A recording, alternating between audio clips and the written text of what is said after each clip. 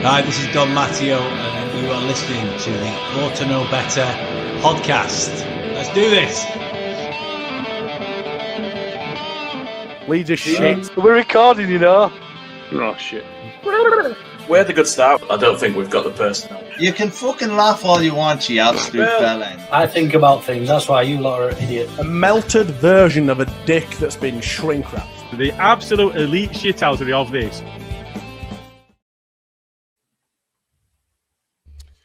Good evening, friends. Welcome to the Ought to Know Better podcast, season 6, episode 22. I'm joined this evening, on this fine, beautiful evening, a slightly little bit later than the first initially billed. I must apologise straight Go away. on, Mr. Smart. Tell the nice ladies and gentlemen what happened at 7:15. I have no idea why the pod was set for 7:15. It was billed as 8:30 in the comments and in the socials and everything. I have no idea why it started at 7:15. I can only blame these large but beautiful sausage fingers of mine. So yes, apologies to those whose sausage casseroles that we ruined and for lives that we've ruined for going a little bit too early than we should have done, but we are here now.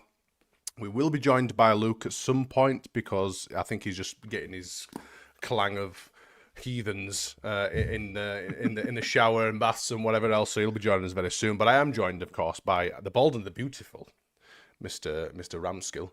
How are you doing this evening, Gilly? Are you well? No, could be worse. Could be worse. What beverage are we slurping on this evening? I've got in a very fine Oasis mug. I've got a strip black coffee. You'll be pleased to know, a Guinness glass. I've got some cherries and berries. Right, okay. and to finish us off, if I get there, some of Aldi's finest lager, which actually is really nice. Grande. Nice. Yeah, exquisite. It's really nice. Absolutely. Yeah, like I said, Luke will be on it eventually. But I'm sponsored this evening by a quality Ought to Know Better cup. Look at that. There we Lovely. go. It's grand. And it's a bloody good size as well. So if you haven't bought one, which I know you haven't bought one because I'm the only one who's bought one. But if you fancy a good size brew, then crack on and hit that fucking QR code in the corner. We have another Follicular Challenge friend along. Here he is. Who's muted? Not muted. You're not muted. Just very quiet. Good evening, Luke. How are you? Good evening. I'm all right, mate. Cheers. Yeah, just a bit Nice tired. top. That's a nice shirt. Is it legit? Is it full? It's a shirt. Is it foot legit? Let's crack on by let's discuss Everton at the David Dickinson's Real Deal Arena. Obviously, the Timu half-man, halfling from Earth was on with the Plastic Italian. They covered the Evertonian Brady and Coke. Gilly, what did you make to the result against Everton? Did you enjoy the game? I enjoyed first half. I thought the first half was quite a nice watch, and it were a real shame that we went in at half time not a bit further ahead. I thought, Calvert-Lewin hitting the post as he did, that were unfortunate. And I really thought that we could have been out of sight. It could have been 3 or 4 without it being an exaggeration. Moyes is a wily old goat, isn't he? And it's not really a surprise that he was able to turn things around and kind of stem the tide somewhat at half time. It wasn't a great watch in the second half. I would try to watch it, and I really wasn't enjoying it. So it were a bit of a difficult one. I thought Ampadu played really well again, and potentially we'll come on to certain elements that might have come to light today on the socials. I thought Justin was really good, well worth his goal. But I thought he played really well, and just one other mention for Bornau as well. We all had misgivings about him. Is he going to play well? Is he going to get a chance? If he does, is he going to be good enough? Because we've not seen anything of him, and he's come in and he's kind of taken to it like a duck to water. So I think we didn't really give DCL really the ammunition to kind of make his old club pay. I would say he were feeding off scraps all night. Great to see Stack back as well, though. Yeah, what a positive move to get him back. I mean, we'll get on to a lot of probably a little bit of negatives that have come out from the game against Everton. But before we do, Luke, what did you make of the game, mate? Did you enjoy it? Did you have you got any sort of revelations to get off your chest? He's muted this time. He's definitely muted this time. He's not muted. He's just no audio. He's unplugged his mic. Nothing from you. Now he's muted. What on earth is going on? That's Someone's flashing. There we go. There we go. Fucking hell, I'm having a bloody mare tonight. I'll tell you. Where was I? First half was probably the best half of away football we've probably played this season, I think. And very much. Can you hear me? Yeah. Yeah, I'm not sure you're on the right mic though, because you're a bit clipped and the audio's not great. Do just bear with me. Do bear with me, audio. There we go. Is that better? That's a lot better. That is a lot better. It is. Perfect. So I just felt it was. I felt the first half class, and then unfortunately, game of 2 hours, wasn't it? The old adage, and we just.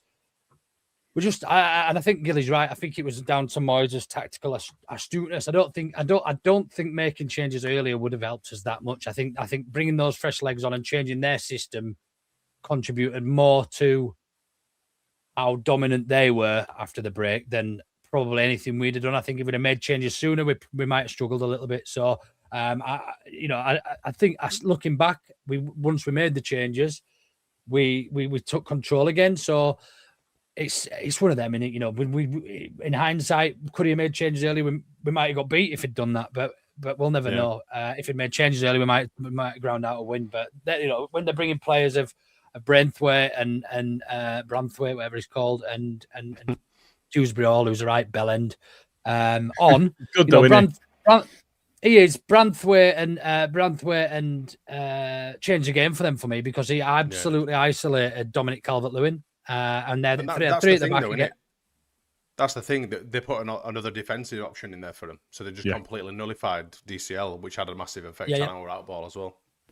Absolutely. And I think that changed the game more than anything. To be fair, and it's probably not what many people will have said. What did change the game, and I think obviously bringing their attacking options on that they had and stuff probably contributed, but nullifying our only outball, we rely a lot on Dominic Calvert-Lewin to do a lot of different stuff for us. He's a bit of a target man. We ask him to run the channels and things, but having three at the back, he had nowhere to go. And Branthwaite's as good in the air as probably DCL, so we weren't winning any of them flick-ons that we were in the first half. So yeah, for me, it was a good point, and I snapped your hand off before the game for a point. But after that first 45 minutes, it was a shame not to be leaving there with all three. I think when you listen to back to some of their fan channels and stuff, that a lot of them were pretty much done and dusted at halftime. They thought this could be an absolute nightmare in the second half as well, but obviously it didn't prove to be the case. You've already said, Luke, that even if we'd have brought some fresh some fresh legs or some more subs on earlier, you don't think that it'd have probably changed the outcome. Gilly, do you agree with that, or are you a little bit? Do you think that some substitutions early would have helped us, because we did look better when we did make the subs? Potentially. We didn't look there when Tanaka came on, though, did we? Well, yeah. So I think that's another point, isn't it? Yeah, the personnel's a different question as well. So I think we've spoken a lot about Arrington recently in the format he's been in. He's really turned the dial up on his game, but he was knackered. You could see he was knackered. I thought he played quite well while he was able to.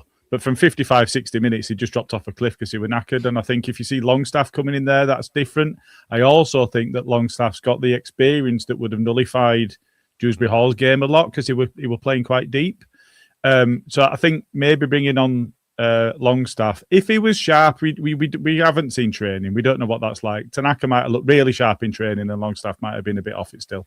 You never know. So you'd expect him to be, if he's on the bench, then you'd expect him to at least be fit enough for half a game. Yeah. So I would have liked to see Longstaff go and play up against Dewsbury Hall and match him up, because I think he's more than capable of it. And I think he kind of ran the show for him in the second half. I think Luke's right. Branthwaite really made a difference. But Dewsbury Hall dropping off and being able to he were playing with the freedom.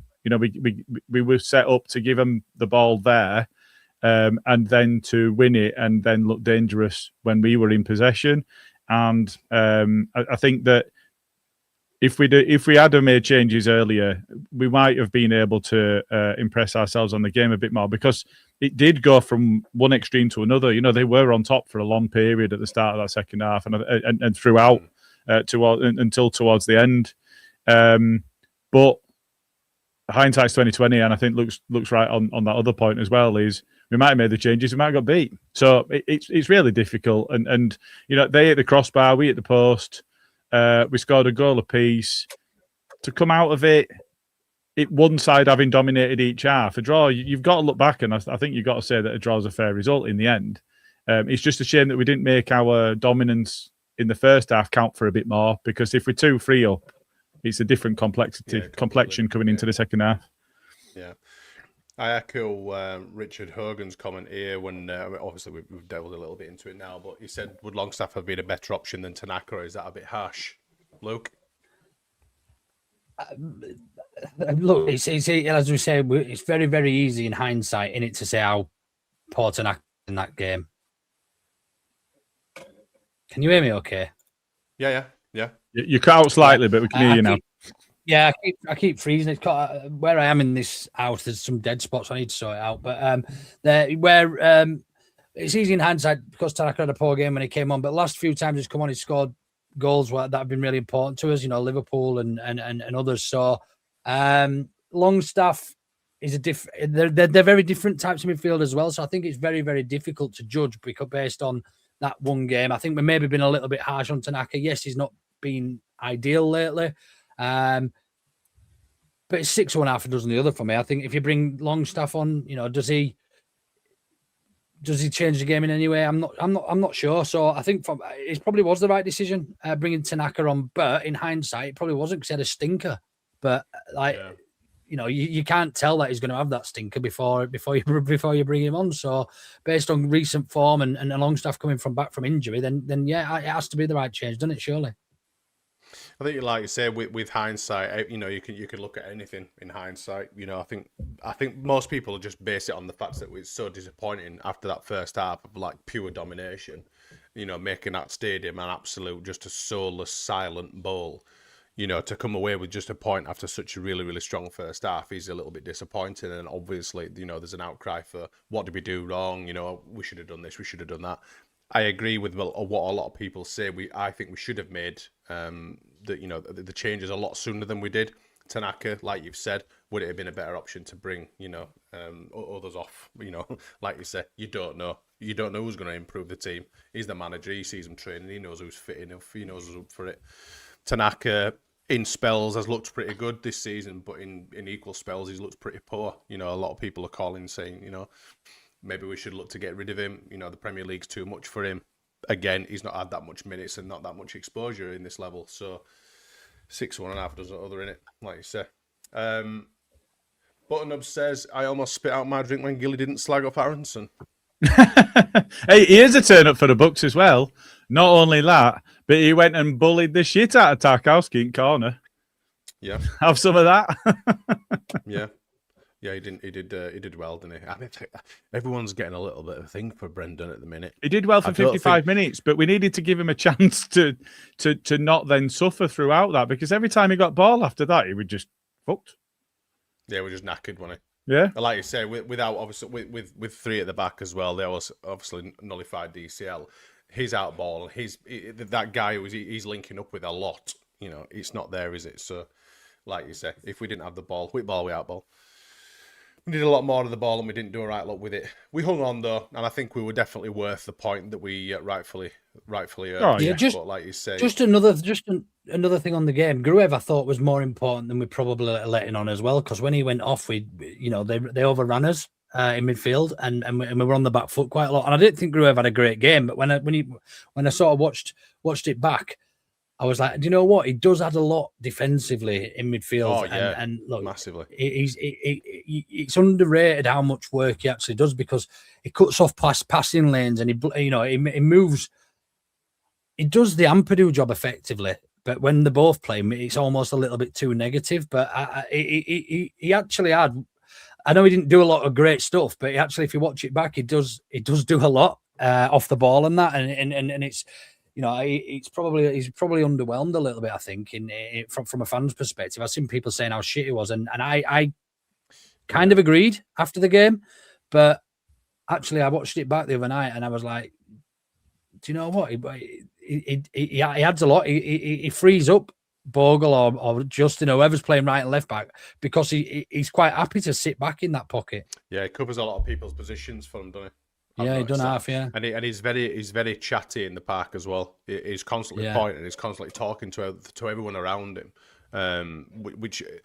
Someone else brought that to my attention a few weeks ago and said, if you actually watch Gruev, he's constantly talking to people, pointing at people, making sure people are aware where others are.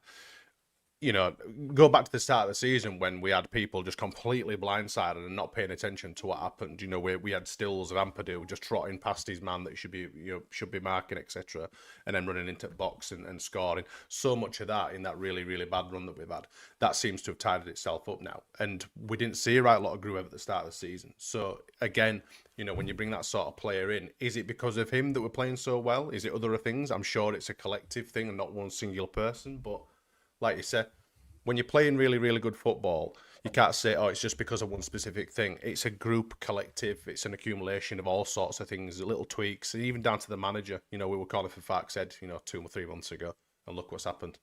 You know, we've lost one game in 13, and I think a lot of people just need to remember, especially after the way the results went, over the weekend and stuff. People say, right, if we lose against Everton, we're fucked. We might as well be down. I mean, we'll look at the shit takes. Some absolute belters this evening. As I say in the post credits, it's been fucking red hot as the old shit take account this week. Some real action going on. But yeah, we'll get into that in a little bit. But yeah, to kind of close this off, it's a good point to go to their new stadium that they're not really settled in. I wouldn't really think. I mean, none of us went. I don't think we know anyone who went, do we? Do we have any friends that went over there? I think Debs were there. I think I saw. Did Debs go? Oh yeah, Debs said yeah. Debs went, didn't she? But obviously, I don't speak to Debs on a daily basis, so I can't say. But, no, not daily, but yeah, I think she was there. That's how rumours start. That Luke. She's my morning alarm. I just have her shouting in my ear through my phone. But I should add not. Oh, not through phone. Okay. Yeah. Just I can mute that. Just a piercing version of marching on together is my morning wake. Instead of a cockerel going, it's Debbie going marching on together. Okay. Can you get a video of it so we can have it on the show as well? She'll share it. Going mad and addressing you when it's toasting a gob. Together. First thing in the morning. Do you reckon she has Marmite on her toast? I reckon she does. She looks like a Marmite type. I think she's having honey. Yeah. I think she's a honey person. She's more sweet than savoury. I don't think Debs does toast. Debs, could you clarify what? Yeah, you. Would you clarify what you have on toast? Dry wheat bits. Morning oats. She's a morning oats kind of gal, I reckon. Bit of fruit. Oh, like overnight oats. Maybe. Well, dry wheat bits. Bran flakes. Some people eat some fucking random shit for breakfast, don't they? Some people have wheat bits with jam on instead of with milk. Jam. Yeah. Do you know what? I found the other day? And I had to buy both boxes. I was in Aldi. And I bought. I seen one box of Golden Grahams. I haven't had them for years, so I bought both of them because they were the only two on the shelf. Golden Grahams. And they were my favourite cereal growing up, man. They were fucking lovely. Golden Grahams. There was cinnamon one as well. Is that the same brand? Cinnamon Graham? No, the cinnamon grahams, yeah, but the golden ones, mate, fucking honestly, they are the best. Did you not get people called Graham anymore? Sometimes you wonder how the fucking hell did they get Graham Smythe might have something to say about that. Graham Smythe, yeah, but he's old. It's like you can't call a baby Graham. It's like you can't call a baby Keith. Gary. Oh yeah, Gary. Imagine baby Keith. My youngest has got a boy in her class called Alan. Alan. That's not so. Alan. Alan's not. No, so Alan. I mean, imagine he's an 8-year-old kid, man. Imagine being called Alan at 8 years old. Alan. Do you know what's really weird about Graham though? Is that Americans can't say it. Graham. They say aluminium. Graham. They say Graham. Graham. Don't say Graham. They don't say Graham. They just say What do Graham. they have? What? It's What like do they say Craig. when they want what?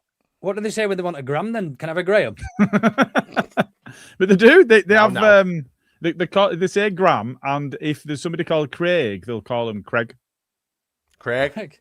Anyway, Debs has revealed that she Butter has and butter jam and on jam on toast. toast. So there you go. We've gone from bollock chat last week to what's your breakfast this week. See, And she's see, no- she's Luke no is with me health as well. They can't say Craig either. Crag. Oh, sorry. Crag. Golden Grams is a solid cereal. What the fuck is going on? Golden Right, Grams. See, Anyway, let's crack on. So, our friend Strand Larson has decided to be a shithouse and potentially joined Crystal Palace. However, in the hours after we posted the little picture of our show, it appears that they've not actually received a formal bid, haven't Wolves, by Crystal Palace, and there might be a chance that we still sign him. Do you think if it's not the case that we sign him, do you think it's a bit of a bullet dodge with this guy? Do you think it's worth the money that we've potentially bid for him? 35 plus 5. I think 35 plus 5 is probably his market value. Do you think? Not based on you this got to season, remember that 65 million was turned down for him from Newcastle last year. Yeah, but look, I know. There's And no again, way with all hindsight- these scouts can be wrong, is there? There's no way that. No, they can no, all- no, I I'm mean, not saying- don't no, get me I'm wrong. not saying that They've there been is. wrong. They've been wrong before. But when there's so much interest and specifically Premier League interest is the main thing I think for me is that Newcastle wanted him. You know, Palace want him. We want him. There's a reason for that. There's not, and there's a reason that we were happy to pay 40 million. 40 million is mega bucks for us. Let's be real. Why is no top Like, teams going in for him though? And between us, you know, I mean, obviously the people that are watching this show, why would you pick to go to Crystal Palace who are an absolute free fall at the minute? Do you not think it's a bit daft? Well, he didn't have a choice, did he? Because they basically, they No, basically. I know what you're offered- saying, but it's like, is he really worth that much money? Steady on, obviously when Debs. It's a family show. So fucking hilarious. It is an interesting one. I think I'm much more zen these days about the amounts of money that's spent. I want to see the right investment and I want to see the right players coming in. I used to get really hung up on the amount that we were spending on players, and I think it will look that we're early on in the life cycle of this podcast. In our early days, that we're going, fucking it, what you on about? It's not our money. They'll spend it or they won't. So if you spend 40 million and that gives you 10 million to get somebody else in and you get two players that you really need, fine. If you spend 50 million on him and that means that you don't get another 10 million pounds worth of player, then you can be a bit put out about that, because actually the 10 million pound play, Justin was 10 million pounds and he's already shown that he's worth that, and it were a good deal because there were question marks around A lot of but people, including myself, were saying, why have we spent that much money on James Justin? when we could have spent it on an attacker, which we felt we really needed. So I think, there's all sorts of nuances, isn't there? If it means that you can't sign somebody else, then as a fan, you're thinking, ideally we could have done better with the squad and with the amount of money available to us. But if you're going to sign one player and nothing else is relevant, then 40 million or 50 million, as fans, it's largely irrelevant, isn't it? Yeah, I agree, and I think I finally agree with Bryn on something here, and I think they've got fuck all. People are judging Strand Larsen's value on this season in a very, very shit Wolves side. He's been injured this season as well, and they've lost. They are basically genuinely awful. They've lost everybody. They lost Cunha. They lost a few players, and I think it's very unfair to judge him based on this season. Yes, he should be scoring more than one goal, but he's in a very poor Wolves team. You put some of the balls in that we get into players, and I think he's probably on double figures for us this season already if he starts the season. I agree. It just frightens me. It frightens. It does me. I just think, oh god, that's a lot of money. It's a huge outlay. When we were skirting around 12 million, trying to get frigging Wilson on a cheap at the end of the transfer window at the start of the season, to be spunking fucking 35 million plus on another player, when really, I mean, we're not home and dry yet. We've still a lot of football to play. There's a lot of hard work to do, a lot of graft to go on yet before we can really say that we're safe, because we still are in the relegation battle. And I just think, friggin' hell, 35 mil. So it is a lot of money. But It is. There's You've no got to getting spend away it, from haven't it. Exactly. We want to be in the Premier League because that means that we can retain our squad and we can add to it, and we can start maximising the expenditure that the revenue that you gain. But I mean, Luke's right. You think of Wolves, you've got Neto that's at Chelsea. I mean, they've got mega money for him, but have they really replaced him? So there's nobody really making chance. So Cunha as well. Cunha's a very good player. It's a shame he went to the scrum. He's a very good player. But Cunha, Neto, Ait Nouri, they've all gone to genuine Champions League sides. Ait Nouri's at Man City. So Silva went to Dortmund. Dortmund.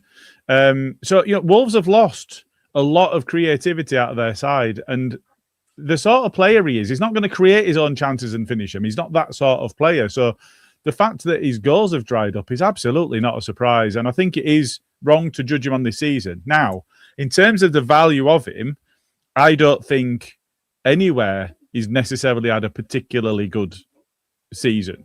He's got into double figures twice. I think he's scored 13 and 14, Spanish League and Dutch League.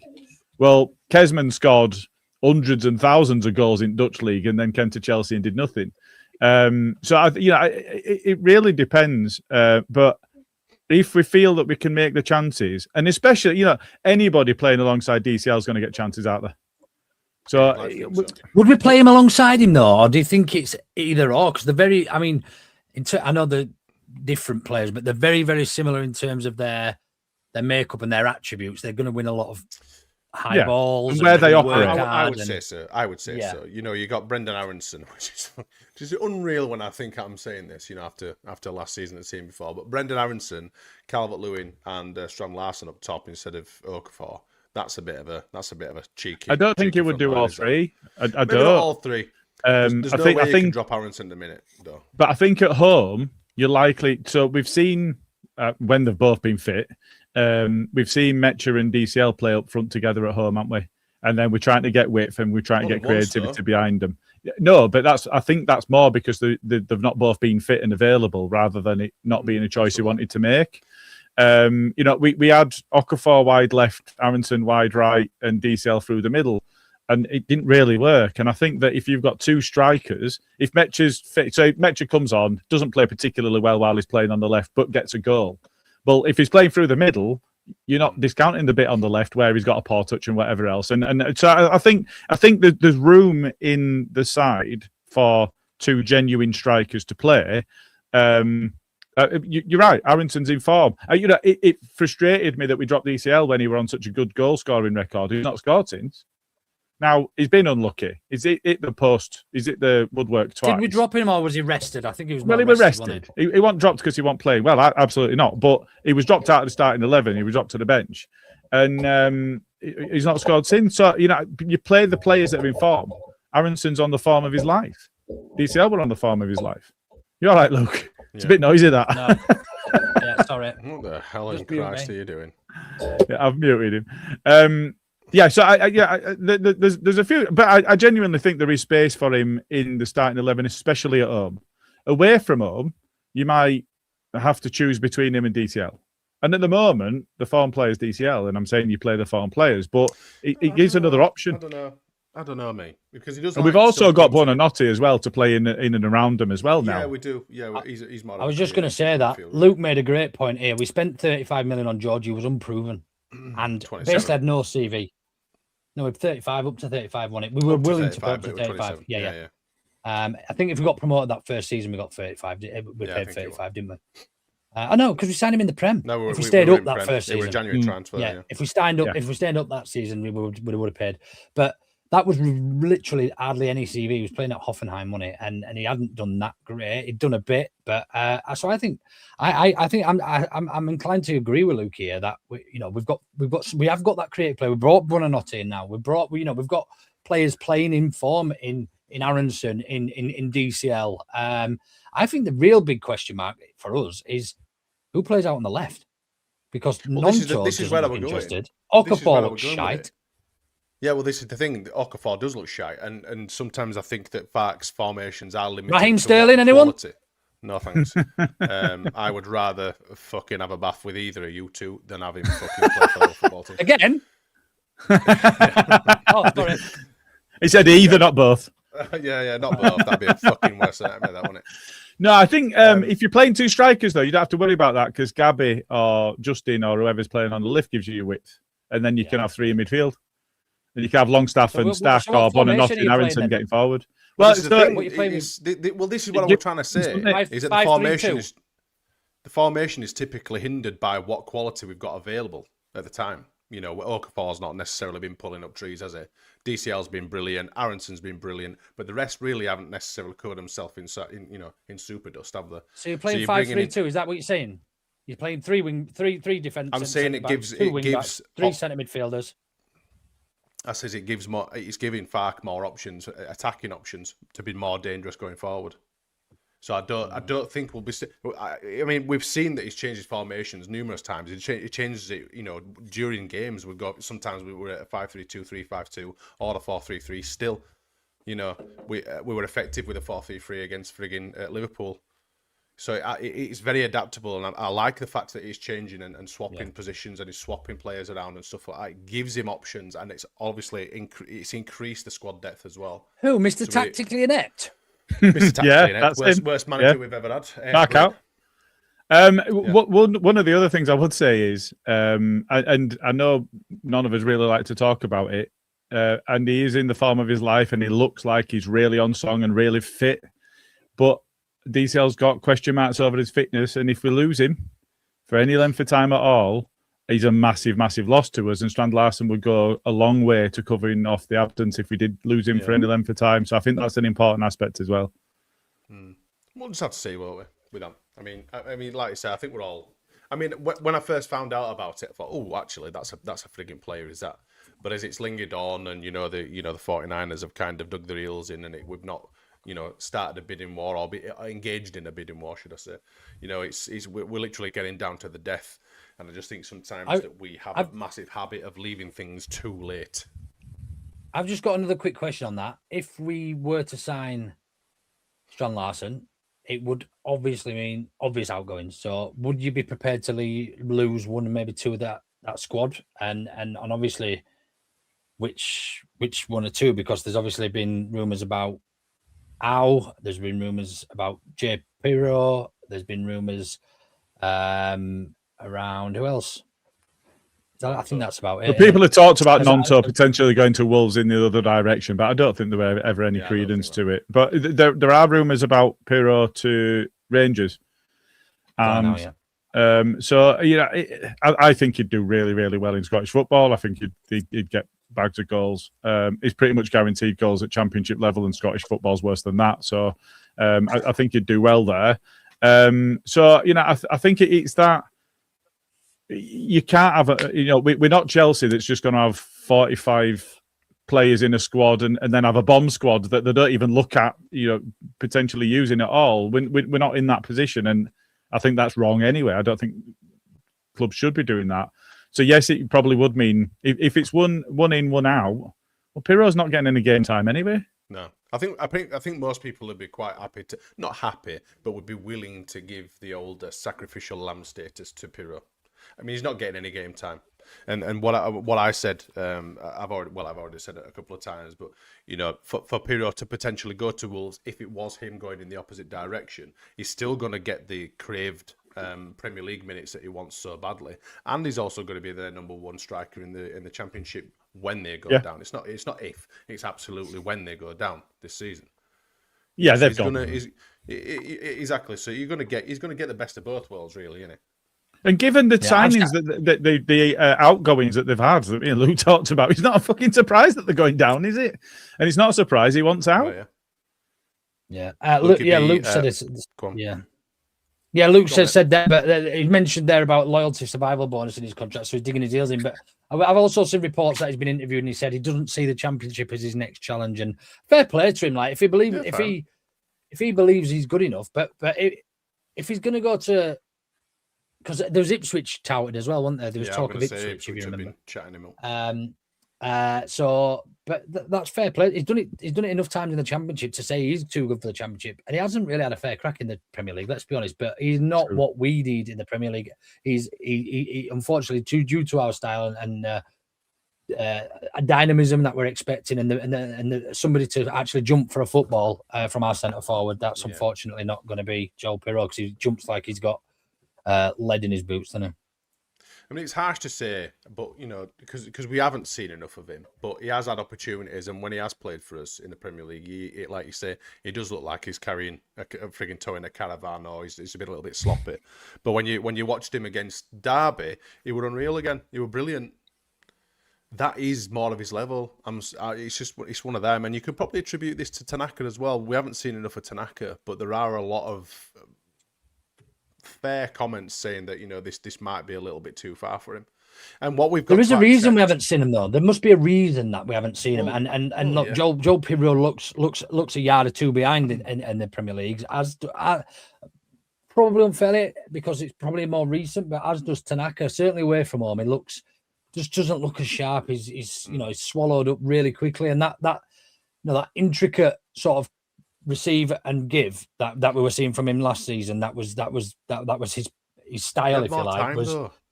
Yeah, exactly, and that's exactly what I'm trying to say. Yeah. You think Nonto will do well in the Premier League? Because people are quick to kind of tarnish he's not quick enough, he's not got the legs, they look like they're towing for Tanaka and for Pirro. But what do you guys think of Nonto when it comes on? It was our best player that season we got relegated. He's our best player. Yeah, but I know then. And that was 3 years ago. But that's what I mean. I don't think he's good enough. He hasn't progressed to a level. He was 18 then, or 17 or something stupid when he was playing in the Premier League last time for us, and he was our best player. Now, why has he not continued that trajectory of learning and improvement? He probably, he was playing for Italy for the first team, and he was playing for the Italian first team. He's no chance of playing for Italy at the minute.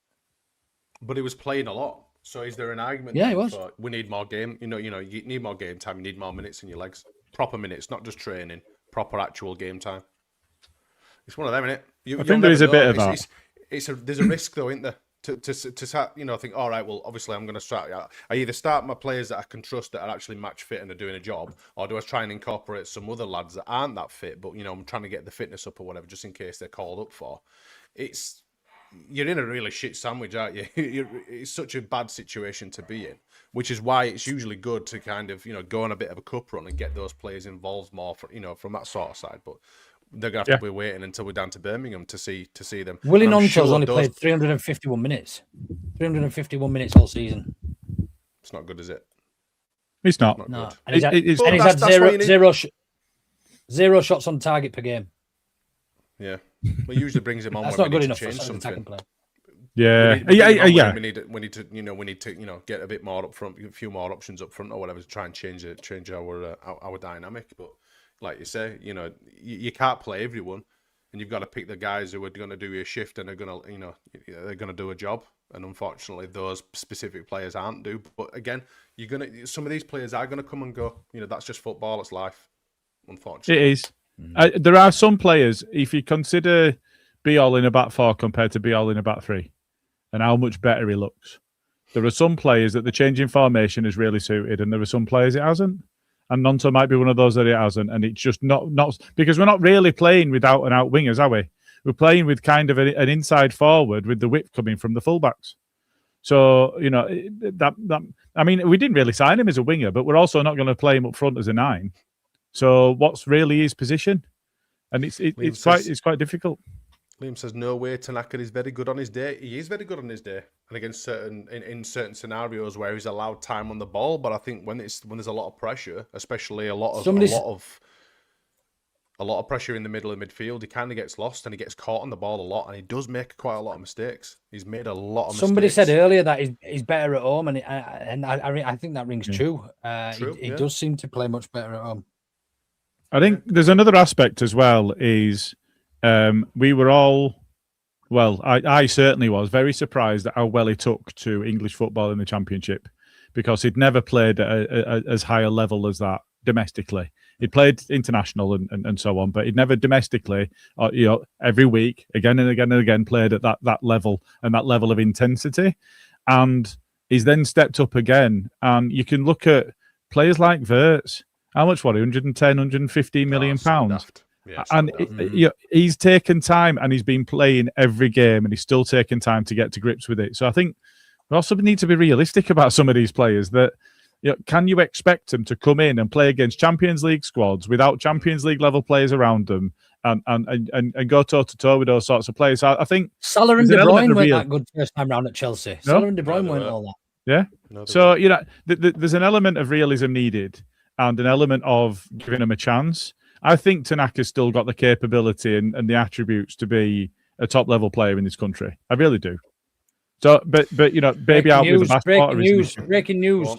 Go on. Sky News reporting Sean Larson now having a medical. Of course it was going to happen. Talk shit. I don't know. I got my hopes up a little bit. Bryn says, rather see Nonto than Dan James. Thoughts on that Bryn, one? you're fucking pissed. Dan James was our best player before he got injured this season. Yeah, I think his missus must have lit some sort of fucking wacky-backy incense sticks or something next to it, because that's an absolutely outrageous take. He just hates Dan James, that's all. Yeah. He was like Pat Bamford, even when he was playing well, he hated him. Outrageous. Sounds like somebody else who used to have a bit of an agenda against a player who's now turned the corner and Who's that? now actually, I don't know. He's wearing yellow though. It's not me. Yeah, I know what you're talking about, because that can't be me, because I was dissing Harrington when he was shit. I'm just not dissing him because he's not playing shit. yeah. No, he's very, very Took a while though. It took a fucking while. It did take him a while to not be shit. Did any of you No, catch the even interview when that it was did at decent. ITV?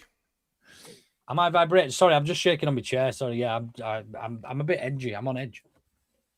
What did you ask, Mark? Did any Sorry, of you? Stevie. Well, I'm trying to run this fucking show, but never mind. I'll wait until you both stop finishing. Stop Did finishing. any of you catch? Did Stop any of finishing. you catch the interview that he made with ITV this week? Brendan Aronson. No, I didn't know he'd done one. Yes, he did. Oh should yeah, go and check it no, out. for the It's very USMNT saying that it's the only place he wants to be and all that. He loves it. Yeah, and Yeah, he loves it. Yeah. He's happy and all that sort of stuff. You should go check it out. I He loves saw it Winston's, by apparently. chance. Absolutely. We need to get him loves sold. Winston's. I mean, who doesn't love Winston's? Hey, Need to get him but sold. don't know what you're on about. At this point in time, he's the most money we'll ever get for him. So get him sold and get. Hang on a minute, Solomon. Are you throwing some fish in the water? Oh, I thought that was somebody saying no. Solomon were our best player last season. No. Let's have a look. No, I Don't don't get think his Sean hopes Larson up, Skip. Don't get his hopes up. hangs in balance. No, it's still in the balance.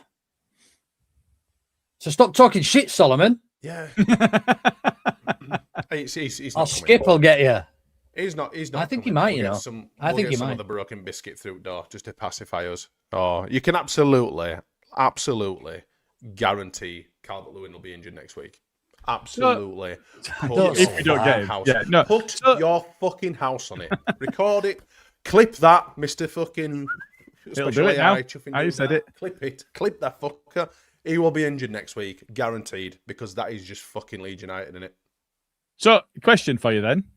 We've signed Buonanotte. We really wanted him in the summer. We've signed him in January. If we get to the end of the window, no outgoings, Buonanotte coming in, is that a success? Yeah. I mean, yeah. So, It's you know, positive, the head isn't loss it? about... We've improved, haven't we? Yeah, the head loss about Strand Larson not coming in.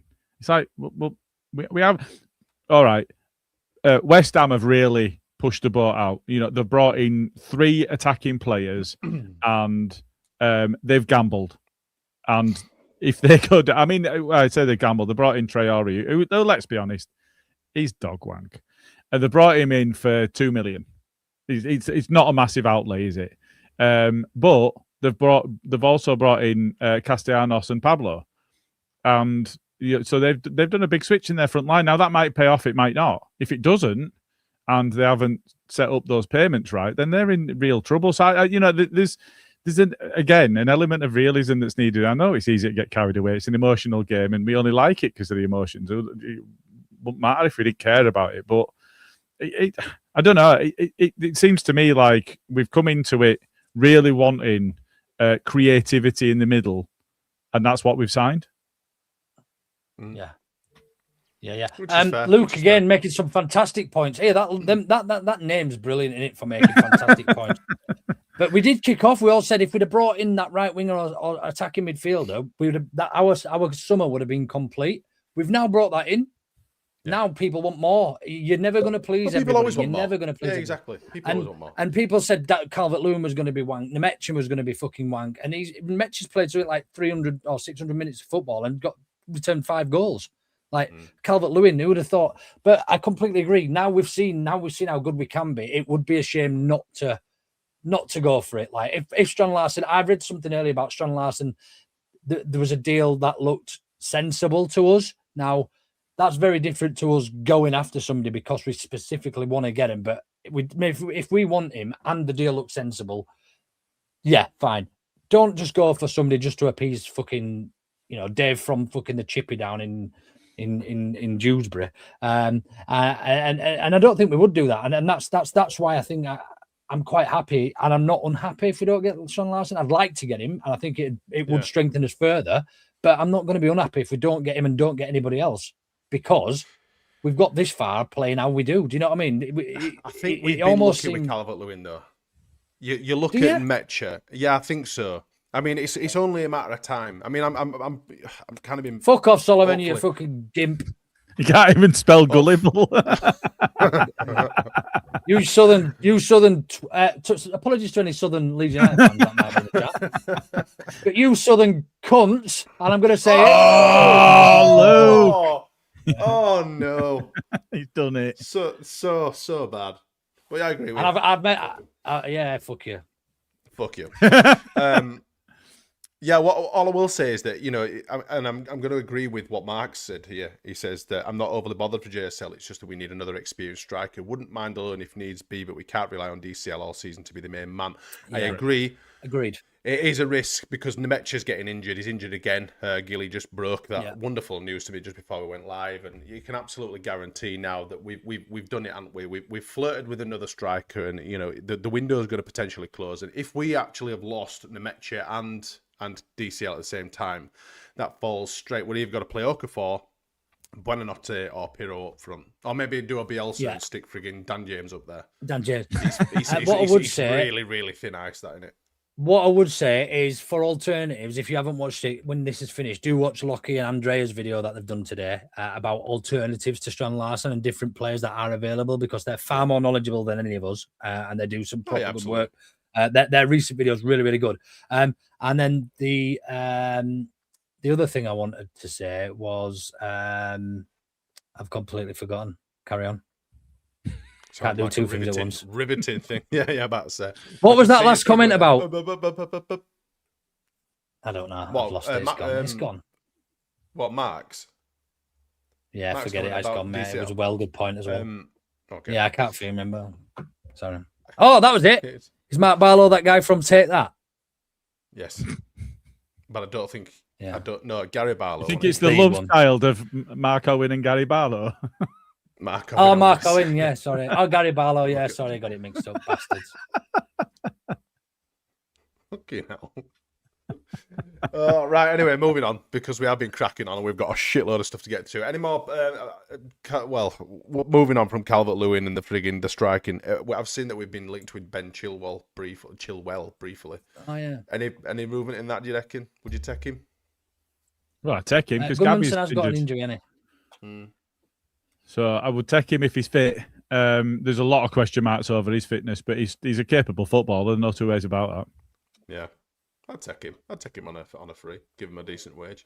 He's again someone who's heavily experienced in the Premier League and can offer a lot behind the scenes as well. Just like your Longstaffs and your Calvert-Lewins, etc. So yeah, I'll do it.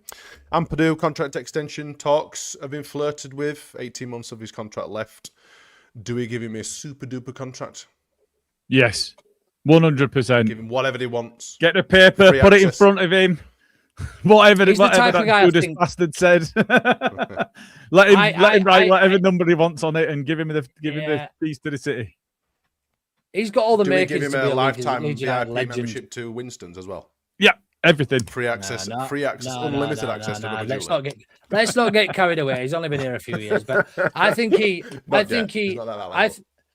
I think he's got all the makings to be a Leeds United legend / hero. I think he gets it. He really does enjoy being here, and I think, God forbid, if we ever do get relegated again, I think he would probably he would be the type of lad that you would expect to stay and try and get us back up. Don't turn me on, Luke. Sorry. You might be right, but he would have a lot of suitors though, wouldn't he? He's quality. You know, there were a lot of talk though. I love him. I think he's brilliant, and he's the perfect shithouse and the perfect captain to play for Leeds because of that as well. And he's still young; he's 24. Yeah. But and he really is, and he has been one of those that's gone up against those Champions League squads and absolutely not looked out of place.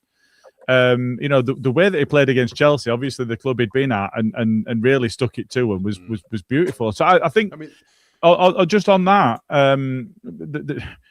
the kind of situation that we're in is get him signed up now, so that if the worst does happen, we're getting a lot back in, and you know, you've got to think of it that way as well.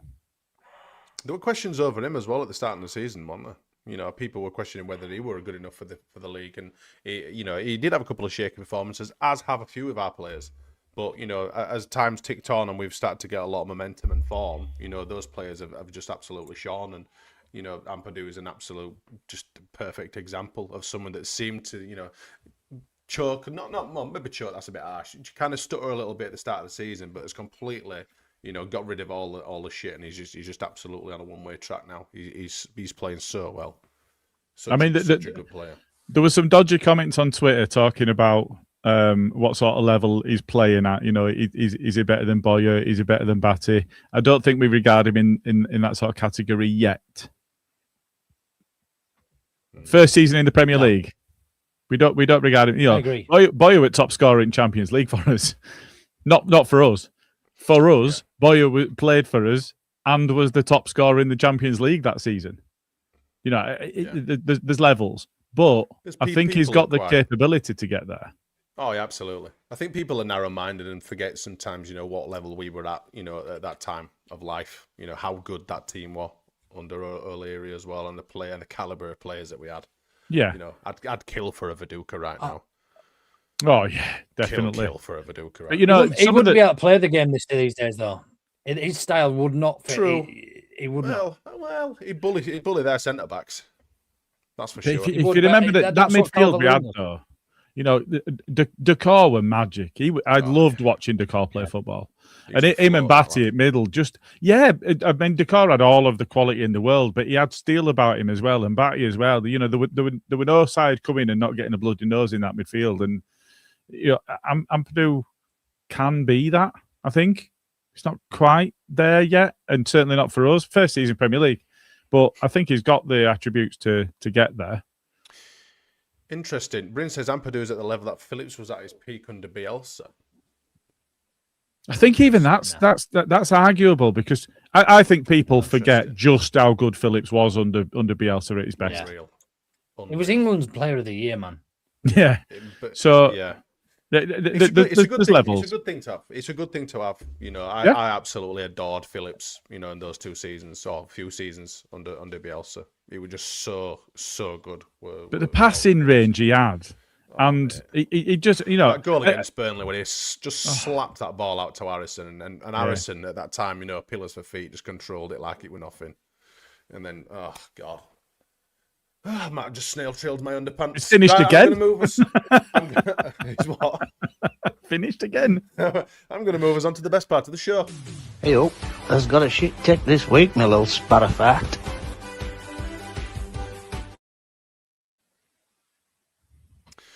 And as I said previously, the shit take of the week account has been a fucking red hot this week. It's been bloody glorious. We've no longer a drought in the comments. There's plenty of people tagging it.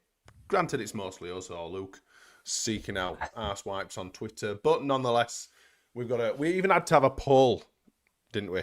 We had to have a poll to whittle down a few of them this afternoon. That Luke decided to go off and start doing polls this afternoon. So we whittled them down. We haven't got many, he says. There's fucking shitloads, but we're gonna crack on. Here's the top one. So shit take of the week number uno is Be all and end all says JSL best mate Haaland supports Leeds, his agent supports Leeds and is a season ticket holder. His friend Goodmanson plays for Leeds and LUFC still can't get the transfer over the line. It's incompetence at the highest level. Thoughts, Luke? I mean, blaming, saying we've got agent Haaland and fucking this guy's pissed. I think I actually think I know this. I think I know this guy is. I think he's our old friend, corporate AK, and he's just started a new account because everybody blocked him. The Liverpool fan. Right. Yes, the Liverpool fan. I'm almost positive it's him, but I actually it's saw not something from incompetence, that corporate AK over there, and I'm sure it were tagged in Shit Take It Week. I'm sure. Not surprised. Probably. I'm sure it was. But it's just the word incompetence. How can it be incompetent? We're outperforming probably where we expected to be this season right now. Yeah. Nobody expected us to be that. First of all, close to teams above us, but also to have 6-point gap from the relegation zone at this stage of the season. No, but if you tell me that you expected that this season with the squad that we went into this season with, you're a liar. Simple as that. Yeah. It is that simple. We all said we would be 18th, 17th at best. And look, granted, we're not at the end of the season. I'm not naive by any stretch, but incompetence is not what it is. If we don't sign him, we don't sign him. If DCL was injured, it would be incompetence, arguably. But not because Haaland supports Leeds and his agent supports Leeds and Haaland. You know what I mean? That's not the reason it would be incompetence. It'd be incompetent not to bring a striker in. I mean, that said, you still can't make a chuffing player or make a club sell a player that they don't want to sell because you haven't met their valuation. That's not incompetence. Yeah. That's probably good business on our behalf. Yeah, maybe we might not have met the valuation that Wolves have of it, but still, walk into frigging Wolverhampton and say 35 million, we're taking him now. See you later. Yeah, exactly. And like that. And we've got a limit. 50p, fuck you, bastard. See you later. Yeah, and the fact that we've got a limit and we've not gone over that. I think first of all shows that we haven't got that much money to spend within PSR, blah blah blah. But also that we're quite happy not to be ripped off is quite a nice feeling as well. I'd agree with that. And equally, if you've got agents that are saying to Wolves, we reckon we can get you £50 million from Palace, why would they sell him to us for 35? No, I think we're going to sell him for 35 to Leeds. I think it was for reading earlier. We've structured a deal to be paid in installments, so to help our PSR as well. So it wouldn't have been 30 my 5 plus 5. It might have been 15 up front, 2 10s, and then 5, and then plus bonuses if he met them. Do you know what I mean? There's something. I mean, I don't know. I'm completely speculating there, but it was installments wise. I think there's one missing because I've only got 7 to go out. Fucking hell, but there was 8, but I think I've one missing. But anyway, we'll crack on. Number 2. We're not going to be able to do a poll tonight, Smarty, with 7 of them, I'm afraid. No. And since you've not asked me either, I'll not bother. Well, we can do. We won't be doing a poll now until we've been through them all, would you? So USMNT only. I want to be a legend here. Brendan Aronson is his aspirations at Leeds United. This is the ITV documentary. John Delaney says he's average. Shouldn't be starting ahead of Nonto or Tanaka. They're trying to get him into the US team for the World Cup. Gilly, what are your thoughts on this one? Well, I think you have to pick players. Like we said before, you have to pick players on form, and he's playing in his best form. So why would you? I mean, Tanaka doesn't play the same position for a start, but even the fact that Nonto's been off the boil and Aronson's been playing well, so it's a bit of a strange one. I'm not so certain it's as bad as some of the takes that we've seen, but it doesn't really make all that much sense. John's a couple of stubbies in, and he's decided to go and have a good old rant on Twitter, and that's what it is. I mean, you can see, name bunch of numbers, it's going to be a shit take. Absolute shit take. Fanatic, translated from Turkish by Grok, says Galatasaray ongoing transfer efforts continue, and the latest name added to their list is Ao Tanaka, who wears the Leeds United shirt. Now, I've seen a few of these. Fuck them bastards. We'll never do business with them, hopefully. Absolutely. Is this one of yours, Luke? Is this one of your shit takes? I think they all are pretty much. Why is it a shit take? Because exactly what Gilly said, we'll never do business with the bastards. That's fucking right. You fuck them wankers. I was going to say the C word, but you know, what can I do? I'm just waiting. But do it. We've already done it once. We're already not getting any money for this show. It's a family show. Fuck them cunts. Whoa! Fuck them cunts. 45p, 45p. You can keep it, stick it. It's probably Everton not monetized Macca. it anyway, to be fair. Everton Macca or Blue Macca EFC. I mean, you can tell you're a fucking absolute dregs from society if you're calling yourself Macca. Fuck's sake. Of all the strikers signed this summer, only 3 have scored more than Barry. There's a list of a lot of players, but a lot of money. And then Barry's 27 million down at the very, very bottom. I think it was this you Gilly, that. It was. Yeah. That's actually not. I mean, that's a lot of money per goal, isn't it? And it's strange that an Everton fan has forgotten that the top scorer that would be on that list if he was there is DCL. and Metcher, of course. Metcher's got 5, so he would be in the list. But the top scorer out of his entire list would have been DCL. £0. I think £0. It did go to because quite a few of Leeds fans did jump all over this, and it was tagged numerous times with the shit take of the week. But I think he did go to say that, you know, every striker that would cost more than Barry rather than less. I think whether it were a bit of backtracking or, you know, a decent cover story for him, but yeah, completely left out Metcher and DCL, who should be way into that list. Shit take of the week number 5. People are saying Leeds. They've lost 1 in 11. Daniel McNelly says, and yet they're by far the worst team in the relegation race. And there's Johnny Brown. Bless him. Really? Johnny Brown. Where is JB? JB? The week. I have no idea. It's probably a few pedigrees. It's Thursday, and we're a little bit out of sync this week, so he might be washing his tezzes in sync or something. But testicle washing night, is it? It is strange to say that Leeds are by far the worst team in the relegation race. We're not in the bottom 3. Isn't that what would define that? I mean, when you've got Wolves that have, you know, doing so poorly and Burnley are down there, and, you know, I mean, you know, throw Forest and frigging West Ham in there. You know, that central guys pretty much said a few weeks ago that that's it. We're chasing Leeds, we're not chasing anyone else, etc.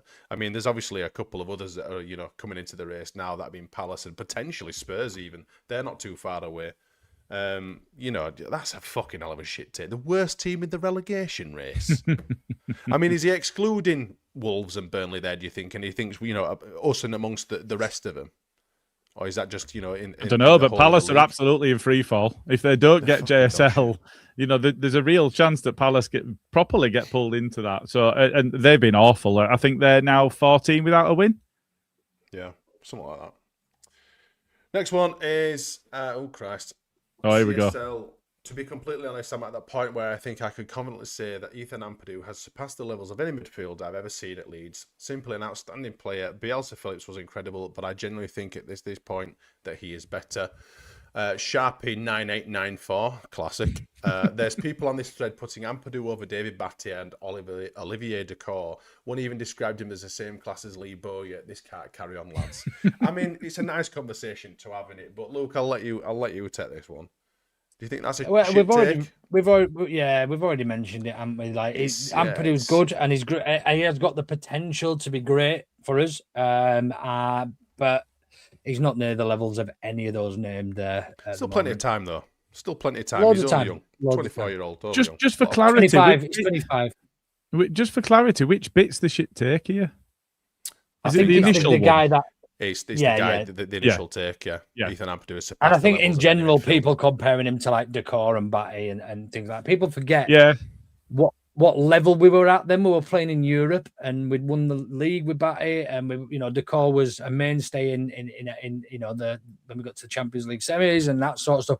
We're now in a relegation battle and been promoted under Ampadu. The levels are sort of chalk and cheese almost. They are, but that CSL guy, whether it's right or wrong, did quantify it after the fact and said he won't ball when Bowyer were playing for us. So, yeah. Well, why use it then?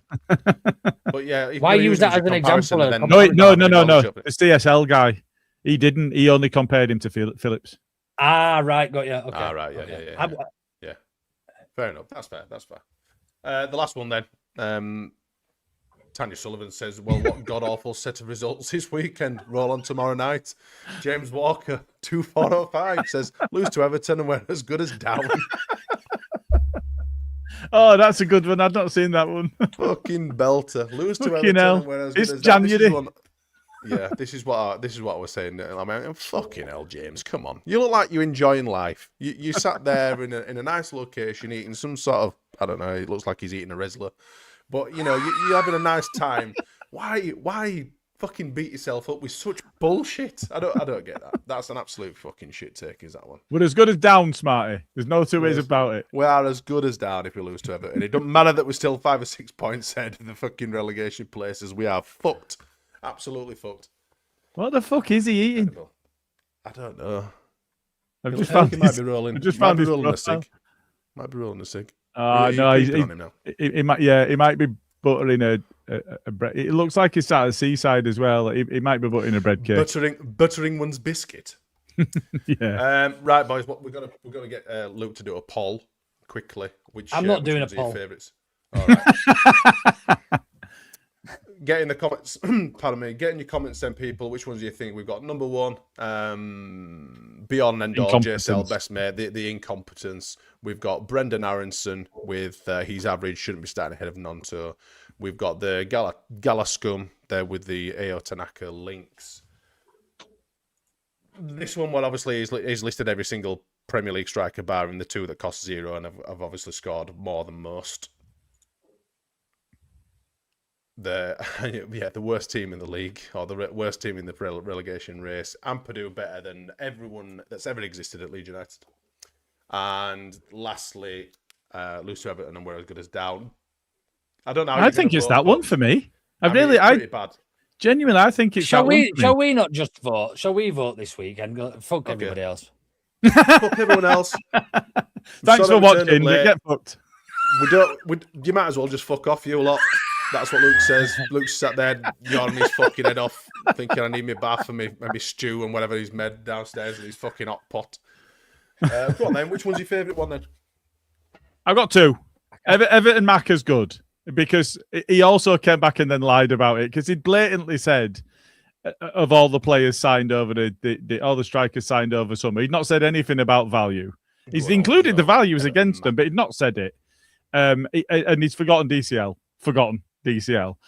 who would be the top scorer on the list. So that's a very good one. But James is strong. The last one is strong. Lose to Everton and we're as good as down. I mean, that's incredible. When you're in January and you're not in bottom 3, that is incredible. I think that's potentially my favourite as well. Good old James there. Ian's fuming at you, by the way, Luke. You turn up late, then fuck us off. Luke, which is your poll favourite? Your poll favourite? I can't remember. Shit take of the week? I can't remember them all now. Right, this is when we have fucking attention. You fucking bring back Jay. That's all I say. Fuck me. This is why I can't fucking concentrate. I'm gonna pick one at random because I can't see. I'm gonna pick one and flag it up, and that's gonna be my favourite. Right, but we've already chosen James and his magic Rizzler that he's eating in a nice vacation. That's your winner. So he is this tweet shit take of the week. Congratulations to you, sir. I can't find the fucking closing video. Hey, has got a shit tick this week, my little sparrow-fact. Yeah. Let me just before we move on, Gilly. What did he say? Smarty probably wouldn't have done, and he probably brushed over it and didn't mention. Monetized. Yeah. Guess what? Guess what I've just done. It's fine. It can happen afterwards. It's fine. It can, but we'll lose out on 10 pence. We'll lose this 30p. I mean, we probably won't do because there's only there's 77 people in, so we'll lose out on 77 viewers. So yeah, but to be fair, we've said cunt 5 times, so we might not be getting monetized anyway. Definitely not now. No, it's my time. Fuck off, Timu fucking person. Timu? He's like a human from Timu in a fucking halfling. Homunculus. The little halfling, half-man from the Shire. Anyway, Arsenal. Let's get fucking through this because we've spent a lot of time talking about some right old shite tonight. Let's get through it. Arsenal. It's a long one. What a load of bollocks. Either of you going? Is it just me that's going to this one? I am going. You are going? Are you all right, I'm Luke? okay. Are you having a stroke? No, I'm When was the last game you went to? I'm not bullying you, by the way. fine. I'm not taking a piss. I'm just interested. I ain't seen you. I don't remember. I think I've only been 3 times or twice all season this year. No. Bigger fish to fry. Got yourself a fan, as Jay would say. Got yourself a fan. Well, if people would start paying for comments to put comments in and that, you know, I might actually be able to afford it. Like, but fucking all these cheapskates only come here because they don't have to pay to see the comments. Oh dear. The fans, blame the fans, not me. blame these tightwads. Fucking tight the submarine pissing doer. Anyway, tight and cramp. Anyway, folks, Arsenal at the weekend. It's a shame it's not a later kick-off, if I'm honest, because there's something about Ellen Road under the lights. There is. Playing these top teams, so it's a shame. I mean, it will be dark at some point after the kick-off, but it's not necessarily a late kick-off. How do you think we're going to fare against the Arsenal boys? Do you think we're going to play a much better game than the 5-0 drubbing that we got last time? Do you know, I didn't think on reflection, look, 5-0 looks bad. Whoever it is against, 5-0 looks bad. But the top at league, and as a newly promoted side getting beat by top at league, even if it's 5-0, 5-0's poor. It's bad to take. But I actually didn't think we played that badly. I didn't feel like they were worth a 5-0 win. They were very, very, very clinical on the day. And they picked us off. And you know, by the time you're 2-3 behind, it's just damage limitation at that point, isn't it? You're not really in the game. So it was difficult. But and you know, the top of the league now, they've got double our points. So, you know, being beaten by them at their place is not an embarrassment, really, because everybody would expect that to be the outcome. I think we'll give them much more of a game. I think it'll be much tighter. You know, we're in a completely different context now. We've got players that have settled in. You know, we've talked about players that have struggled at this level, but we've got players that have settled in at this level, and we've got formations, because there are multiples of them, but formations that are working for us. Not having Gabby, albeit Justin has played well. If it's Justin that goes out on the left, not having Gabby will hurt us, because Saka's dangerous, and I think he would have. I think he would have played well against him. So I would have liked to see that matchup. But yeah, I think it's a different context entirely, and having him at our place. It is a 3 o'clock. Even if a 5 o'clock kickoff would have been better. But yeah, I do expect it to be a different complexion to the away game. I mean, we did have Pirro playing up front last time, and I do favour James Justin. I think he might do a job against Saka. I mean, I'm sure this will be clipped and I'll be fucking absolutely rodded if this isn't the case or whatever. But Justin, you know, the defensive side of his game is very good. So if he does end up facing off against Saka, he's probably one of the best people to do it. Of course, we will have Darlow in net as well, and not Perry, who turned himself into a statue on a couple of occasions on that game. What sort of team do you think we're going to be fielding, Luke? Same as Everton? Similar, I think, because we're gonna. I think we're gonna. Look, there's no denying Arsenal are a good side. They are going through their annual bottling at the moment. So as somebody said earlier, it is probably a good time to play them. But you wouldn't want to play Arsenal every week, would you? Because they've got strength in depth in all areas. So they're a good footballing side. I think for me, I would absolutely snap your hand off for a draw. I can't say anything but getting us beat. I think there's more damage limitations for us this weekend, if I'm perfectly honest. Just trying not to lose by too many. So I think we might see a rather defensive display at Ellen Road, whereas we're probably used to seeing a bit more license to be a bit more sort of free roll and go for it a little bit more. Not free roll, that's probably wrong, but a little bit more attacking probably. Did you say is BL back? Gilly, did you say? I didn't say. No, I don't think he is. No. Dan James back in training, but we don't think he'll be featuring at Arsenal. I think was the only news that came out today. They're a good side. I looked at the side they put out last night, and most of them don't start for him, and they would probably still spank us 2 or 3-0. So I'm a little bit concerned. But to go back to your first question, what sort of team will I see? I don't know. I think we'll set up quite defensively. I think we'll probably see Gruev and Ampadu both start with 5 at the back, and then I don't know, and then the rest sort of picks itself, doesn't it? I don't think it'll be too dissimilar to what we saw against Everton, to be honest. Formation, probably, the classic 5-3-2 or whatever we've, like you said. I think we will be a bit more defensive. Or will they be expecting that? Do we go a bit more attacking? One thing I would like to make sure that we don't do is have them press the fuck out of us and start playing out from the back like we did down at their spot, because that was just an absolute shit show. Get it lumped up to frigging DCL, and let him do his magic up there. Ian Ward did say, Gilly, that they took the piss out of us bringing on a 15-year-old. I hope if they do the same, which I probably don't think they will, because I think it'll be a tougher game for them, but I hope someone fucking cleans Snap the fuck out of him. Oh, yeah. Absolutely. Fucking dive over this, you little shit. Score predictions then from you both, Gilly. What are you going for? I don't think as negatively as Luke. I think that we'll be in the game. I do think that we'll compete, and I think that we'll score, but I don't think we'll keep a clean sheet against them. No.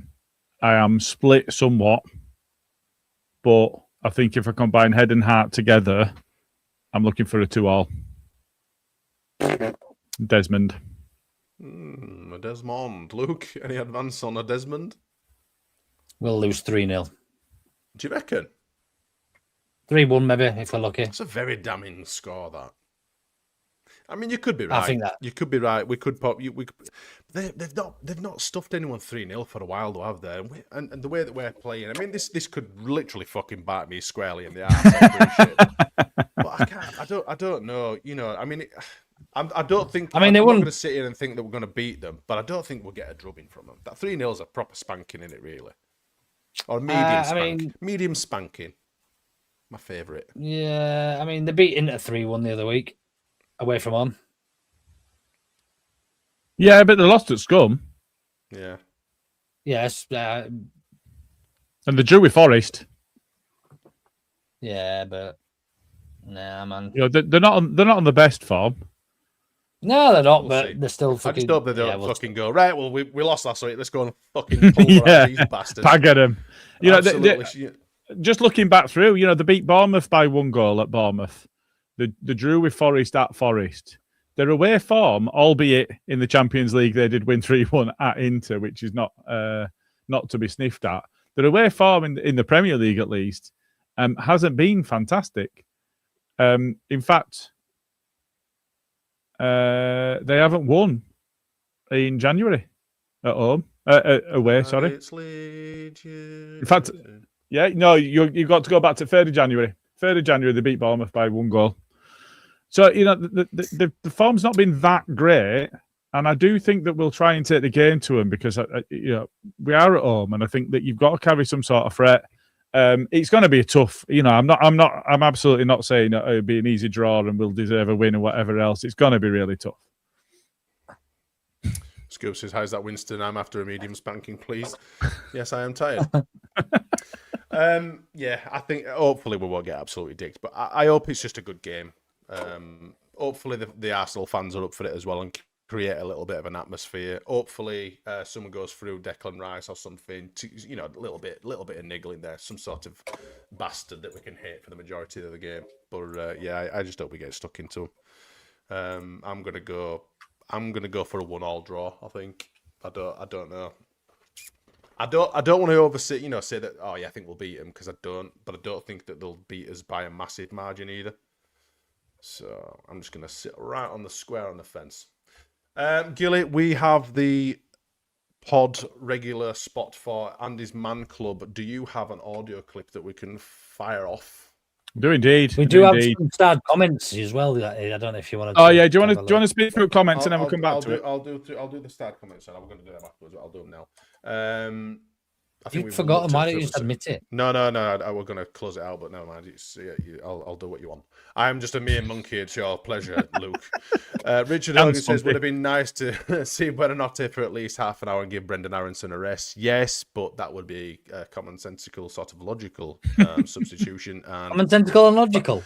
Commonsensical a miracle. And And Daniel Fark doesn't do that sort of thing. So there you go. Da-da-da-da-da-da-da-da. Brunel UFC says Palace have signed a winger who has played as a forward from Villa with an obligation to buy. That's just been confirmed in the last 15 minutes. But they've got lots of pound coins that we don't have, and they can afford to spend silly monies. So we'll see. If they want to join a sinking ship in Crystal Palace and crack on. Their fans are happy, though. Their fans are happy with how it's gone. I mean, imagine being, winning frigging cup and then being an absolute shower of shit. It's also like almost like being in frigging Champions League and then getting relegated. It's great. Steve Brown says Ampadu best 7 million signing we've ever made. I mean, we've had some really definitely good players forgotten Seth Johnson, haven't we? A lot cheaper signings. We've had, Luke Ayling and Dallas and quite a few. Really good yeah, players. but he's saying best 7 million signing, but he's obviously forgotten Seth Johnson. Then fair dues. Yeah, fair enough. We'll go with that. We'll let Is he at Seth Johnson's level? Fuck Seth Johnson. He's sponsored by Booper, Seth Johnson. Lukey B says, shout out to Haaland, give him the Leeds salute. Yeah, fucking hell. I totally forgot to mention that. Have you both seen that? Indeed. Yes. Haaland scored yesterday and fucking give the Leeds salute to the scum bastards over there. Yep, fuck them cunts. Yeah, fucking wankers. Fucking hell, Titanic sunk. I pray Terry Yorth was for his funeral this week. Yes, it was Terry Yorth's funeral this week. I think we've covered it quite a lot, but yeah, we did. Yeah. In fact, the family were at the game, weren't they, the other week? I believe. Could be wrong. Anyway, AMC, Gilly, let's get this show on the road. We've been on nearly an hour and a half. And just the one other thing that I'd made a note of that I wanted to mention and I completely forgot about is 2 points. One, did you see the chump crowing about just printing money, free money for backing massive, putting lots and lots of money on no keepers ever scoring? No. And then Benfica's keeper went up. So he backed it on 18 games and he put shitloads of thousands of pounds on it and said, look at this, I'm printing money here because it's definitely not going to happen. And the last of the games was a Benfica keeper went up and scored. Yeah. And they were already winning. It's beautiful. They did they needed a goal to get through, did Benfica. They did need a goal. They did need a goal, but I think they were winning, weren't they? But they did need a goal. And the other thing is Harry Gray is the youngest ever goal scorer for Rotherham, a 100-year record. Yeah, which is nice. 100 or so days younger than the previous record holder, I believe. Yes, well done to him. Nice as well. So we'll have to don't we have to keep an eye on him in Rotherham, like going out there on loan? I'm saying fuck all. Gilly, do you want to? I'll move us on. Right, so we do have the regular AMC slot. What I want to do is just put out a bit of a warning on this one because there is some content in there that might be triggering to people. Just be aware and just be ready for it because some of these stories are quite challenging to hear, but good outcome. So just wanted to give a warning before we get into this one. My story started about 10 years ago. I sadly lost my dad through suicide, and it completely turned my life upside down, really. I lost my home, lost my family, lost everything I really ever wanted out of life. It took me, 10 years to kind of try to work things out myself and try to get myself back on my own feet, and then I discovered Andy's Man Club. I'm within 1 year of being with Andy's Man Club and speaking to the guys and, finding my group at Hunslet and, just many sessions, many Monday nights, just pouring my heart out and, just trying to work through things that I couldn't really work through on my own. And that's the thing, is men bottle things up and we don't talk about things. And it just explodes and we end up being nasty and, hurtful towards the people we love and the people that support us. And, and I managed to turn things around in such a short space of time being with Andy's Man Club. Within a year, I was asked to be a facilitator. and now, you know, I don't miss a session. You know, I love to meet Monday night and help new guys, you know, work their own way through whatever's going on in their life, and as well, it kind of gives me more of a perspective upon, you know, what I was going through and how I can reflect upon others and help them go through and, you know, get on the journey to recovery and, you know, healing.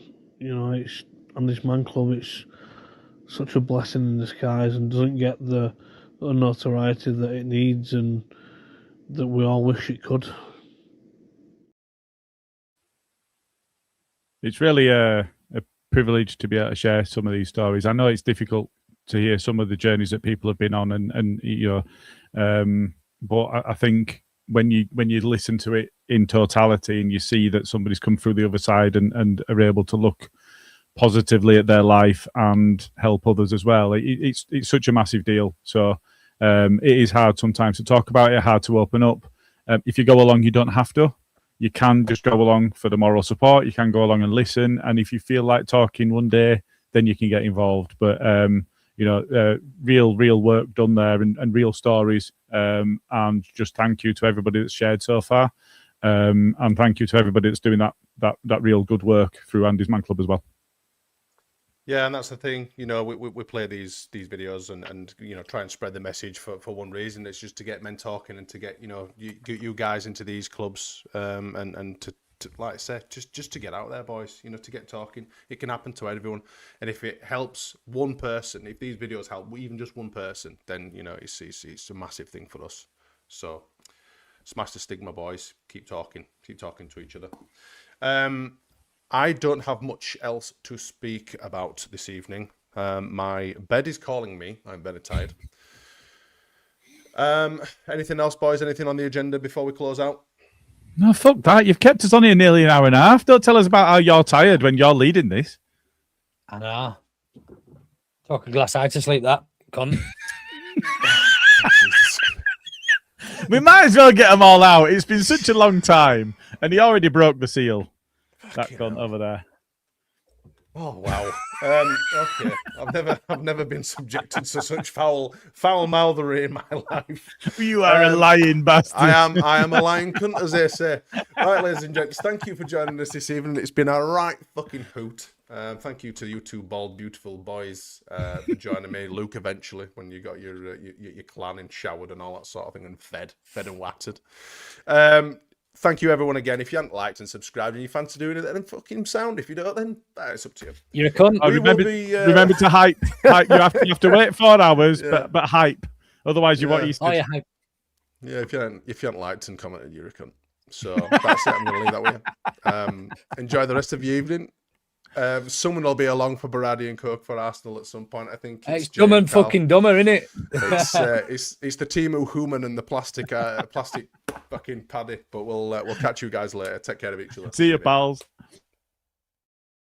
It's all to know better. We all to know much better than letting Carl go on with Jay.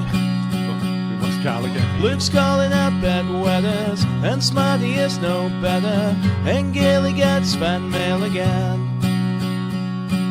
But every time we go live, shit take has been can't speak or even tell the time. On fire. It's Moratoy's out the pram. It's all if I see his mother we in the stands, know much better. I'm this ends show for tonight. And if you like these weapons and you don't think that balance, please go check out our merch site. Good night. Little tosser, and I hate him. He's shit. He's average, and he's a shit house.